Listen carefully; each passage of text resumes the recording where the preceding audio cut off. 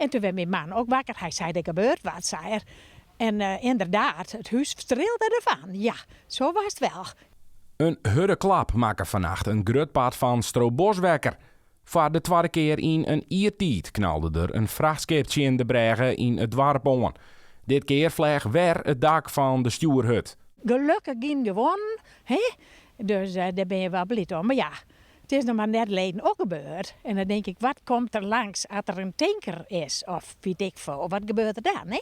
De wat als vraag ligt het wel in het dorp, want ontnota binnen er geen verwoenen als slimmer te betreuren.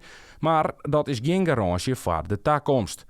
De vorige keer dat een vrachtschipje in de bregen botste, wie de bregen dezelfde dijs voor auto's weer iepen. Dat is nou net het geval. Op het oog, hè, als je hier zo staat, dan lijkt het mee te vallen. Maar dat is toch ook echt met het oog. Als je nader gaat kijken, dan die brug die was dicht. Die stond in zijn vergrendeling. Die heeft toch een behoorlijke klap gehad. Dus je moet toch al die onderdelen weer bij langs en kijken wat is beschadigd. En ja, wat kunnen we eraan doen? Hè? Wat moet er gebeuren voordat die weer veilig gebruikt kan worden? Want dat is natuurlijk wel prio 1. Het moet wel weer veilig zijn om te gebruiken. Is de schade te overzien of is het te vroeg om daar iets over te zeggen?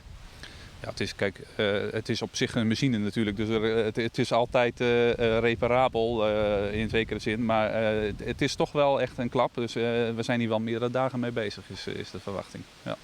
De skeer die het onpakt worden maat is de vergrendelingsmechaniek, maar ook de skeer aan het beton. Daar komt bij dat je in orenbregen in de vaarroute Lemmer-Delfziel de Aron Tiet ook regelmatig aan boord knalde. Rijkswaterstaat zit nog net met de hand niet hier, maar is wel druk dwaande met het opkalevaterien van die verbindingen. 118 kilometer vaarweg heb je niet van vandaag op morgen aangepakt. Dat vergt tijd en geld, maar daar wordt wel aan gewerkt, ja. De inspectie Leefomgeving en Transport docht ondertussen onderzoek naar de tadracht van de onvaring in Strobos. Vrouw van der Zaag, die ziet het ook naar verklaringen. Weet niet. Die skippers ook slapen of niet. Of, Of misschien maakt ze wat meer sliepen.